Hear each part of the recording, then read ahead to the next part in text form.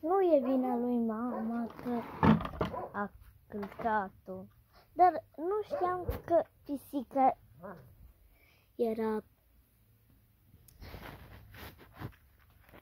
era sub mașină și am călcat-o, uite. Spike, al meu. Uite-l, uitați-l. Dar nu e vina lui mama. Ea ți-a pus acolo. Nu, fără ceartă, fără ceartă, fără ceartă, fără ceartă, fără ceartă, fără ceartă, a spus. Nu mai fă rău.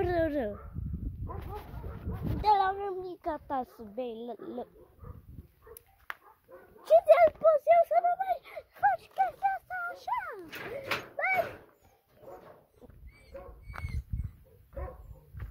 Plângi. Vai.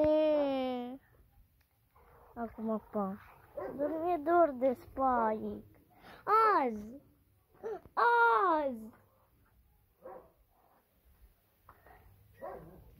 În 24.09.2024. Și acum pa.